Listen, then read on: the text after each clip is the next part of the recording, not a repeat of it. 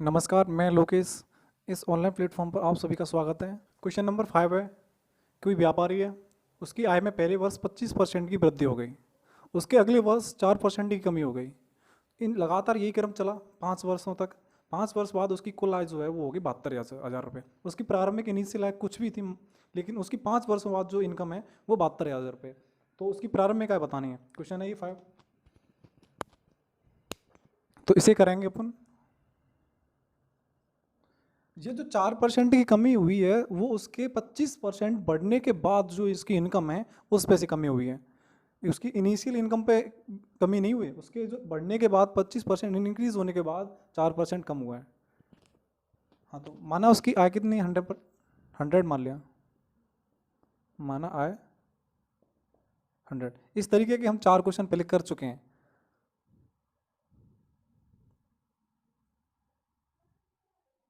पाँच वर्षों बाद 5 वर्षों बाद आय 25% बढ़ गया। सपोज उसके पास, व्यापारी के पास जो इनकम थी वो 100% थी। 25% बढ़ने के बाद जो उसकी इनकम होगी वो होगी 125%। 125%। फिर अगले साल 4% की कमी होगी तो कितनी बची? 96%, 96%।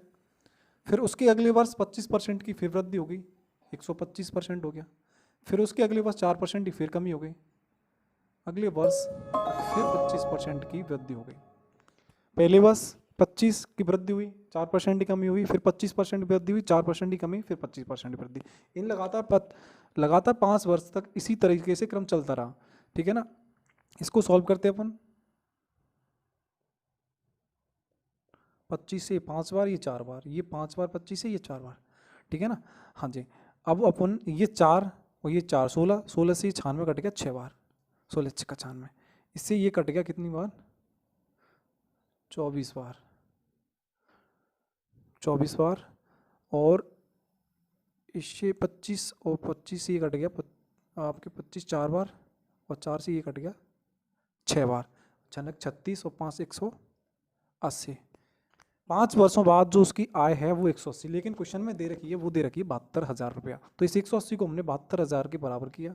यहाँ से एक का मान निकल के आ गया, वो आ गया 400। ठीक है ना। हमें उसकी आय निकालनी है। प्रारंभिक आय कितनी है? 100 है। तो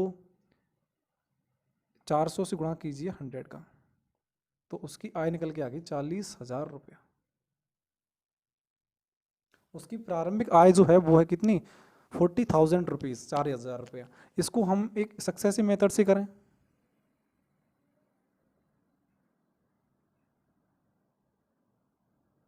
देखो, मैंने पहले आपको 2 क्वेश्चन कराए थे जिसमें मैंने सक्सेसिव मेथड लगाया था।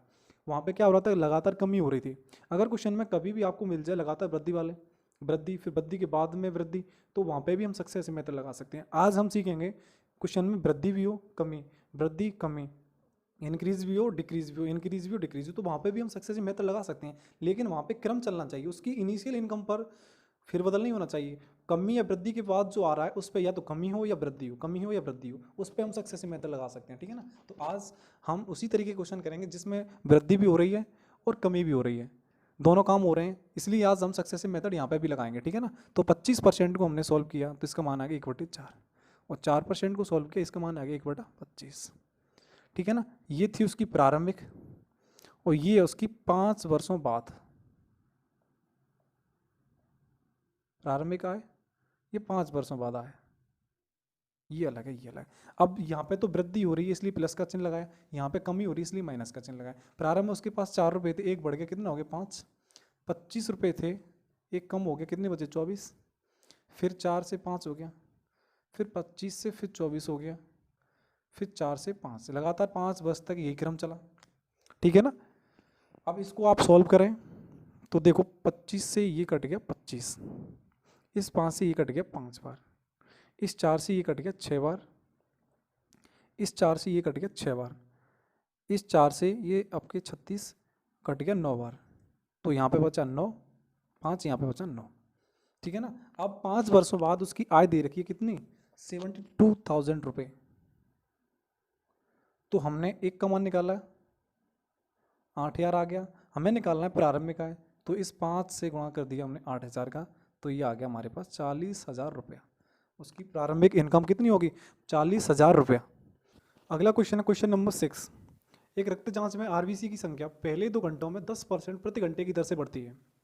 फिर उसके अगले घंटे उसकी आरबीसी की संख्या में 10% की कमी होती है। फिर उसके अगले घंटे आरबीसी की संख्या न तो वृद्धि होती है न कमी होती है, यानी कि स्थिर रहती है। फिर उसके अगले 2 घंटों में 5% प्रति घंटे की दर से आरबीसी की संख्या में वृद्धि हो रही है। इन लगातार 6 घंटों के बाद में आरबीसी की जो संख्या है वो आपके 40,000। हमें ज्ञात करनी है उसकी प्रारंभिक संख्या कितनी थी। आरबीसी की प्रारंभिक संख्या कितनी थी अनुमानित या लगभग? तो चेक करते हैं अपन, वही सक्सेसिव मेथड से है ना, यहाँ पे भी हम सक्सेसिव मेथड लगा रहे हैं।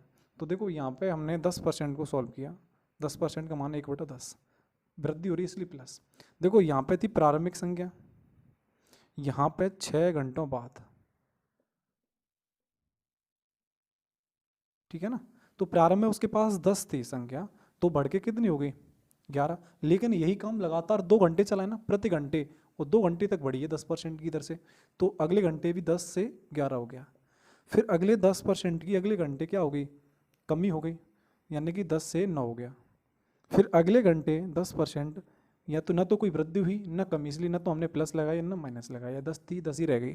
फिर उसके अगले घंटे 5% प्रति घंटे की दर से वृद्धि हो गई, तो 20 से 21, लगातार 2 घंटे काम हुआ, ये 5% की वृद्धि हुई है लगातार 2 घंटे, तो 20 से 21। प्रारंभ में आरबीसी की संख्या 40,000 थी, तो आरबीसी की वर्तमान में हमें निकालनी है, यानी कि 6 घंटे बाद हमें आरबीसी की संख्या ज्ञात करनी है। तो देखो यहाँ पे कीजिए आप, ये 10 से 10 कट गया, कैंसिल हो गया, ठीक है ना।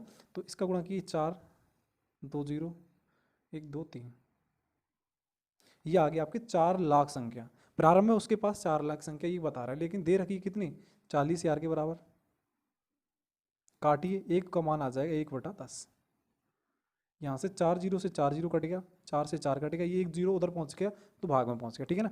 अब इन दोनों का गुणा कीजिए, 441, इन दोनों का गुणा किए 121, इसका इससे गुणा किया तो 9 18 और 9 1 10, इन दोनों का गुणा करेंगे अपन तो संख्या आएगी 48 0 24 9, ठीक है ना।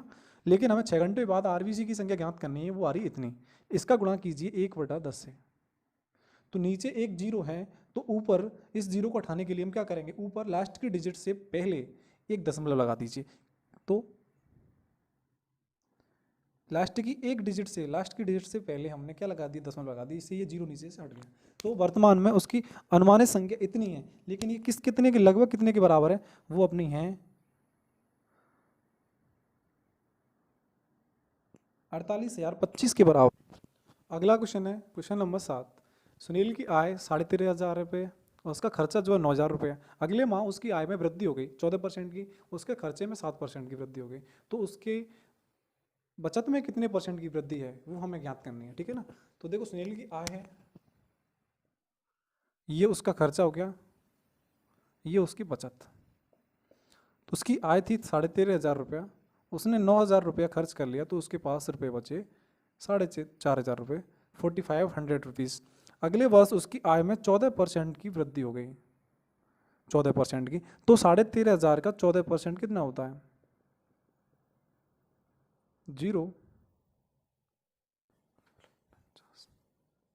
1,890 रुपया। 1,890 रुपया इसमें हम जोड़ेंगे तो वो आएगा आपका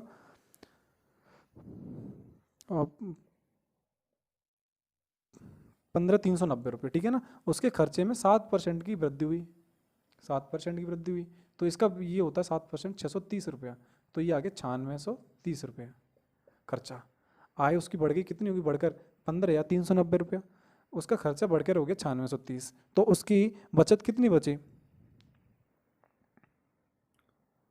5,760 रुपया।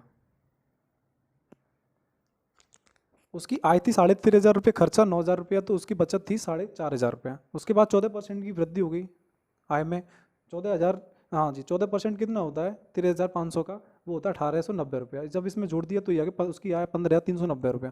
उसका खर्चा था ये 7% की वृद्धि होगी, यानी कि 630 रुपये बढ़कर 9630 रुपये हो गया, तो उसका खर्चा इसमें से इसको घटा दिया तो ये बचा खर्चा। अब हमें उसका परसेंट निकालना है बचत का परसेंट निकालना है। तो यहाँ पे बचत हो कितने की रही है, वो रही आपकी 1,260 रुपये की, लेकिन परसेंट में वृद्धि कितनी है बचत की 1260 बटा 4500 इंटू 100। ये 9 से काटी 5 बार, ये 9 से 1 4 0, इसी कटेगा 28 बार। तो उसकी परसेंट में वृद्धि आ गई बचत में 28% की। नेक्स्ट क्वेश्चन है क्वेश्चन नंबर 8। इसमें योगेश क्या कर रहा है? योगेश अपनी आय का, आय कुछ इसमें दे नहीं रखी है। पहले क्वेश्चन में आय दे रखी थी, खर्चा भी दे रखा था, लेकिन इस क्वेश्चन में सिर्फ खर्चा दे रखा है, आय नहीं दे रखी है। वो खर्चा भी सिर्फ परसेंट में है, जिसकी कोई संख्या नहीं दे रखी, ठीक है ना। तो आय जो है वो अपनी आय का 75% खर्च करता है। अगले माह उसकी आय में 20% की वृद्धि हो जाती है तथा खर्चा जो है 10% बढ़ जाता है। इसके बाद उसकी बचत में कितने प्रतिशत की वृद्धि हो गई, ये हमें ज्ञात करना है। सेम पहले की तरह क्वेश्चन है, बस इसमें परसेंट दे रखा है, वहाँ पे संख्या दे रखी थी, ठीक है ना। तो ये उसकी आय है। जब परसेंट दे रखी है, आय दे नहीं रखी है, तो आय हम कितने मानेंगे? 100% मानेंगे, 100 मान लिया, ठीक है ना, परसेंट के क्वेश्चन में।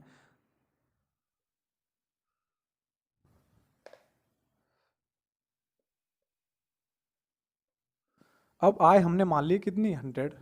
100 का 75% होता है 75। 75 खर्च कर लिया, उसके पास बचे 25 रुपया। अगले माह उसकी आय में 20% की वृद्धि हो गई, तो वो बढ़कर हो गया 120 रुपये आय उसकी। 10% की वृद्धि हो गई उसके खर्चे में, तो 75 का 10% होता है 7.5, जोड़ दीजिए 82.5 आ गया। उसका खर्चा बढ़कर 82.5 हो गया, तो उसकी बचत कितनी बची? 120 में से 82.5 गया तो बचा 37.5, ठीक है ना। अब ये देखिए खर्चा बढ़ कितना गया? बढ़ गया आपका 12.5। तो उसका बचत बढ़ कितना गया? 12.5। उसके बचत में प्रतिशत वृद्धि ज्ञात करनी है, तो 12.5 बढ़ गया, किससे बढ़ा है? 25 से बढ़ा है, इंटू 100 कीजिए, 4 इसका गुणा करेंगे तो ये आ गया 50%। आंसर आ गया 50%। पहले की तरह था बिल्कुल, पहले में संख्या दे रखी थी, यहाँ पे आय दे नहीं रखी है, सिर्फ खर्चा दे रखा है, वो भी 75।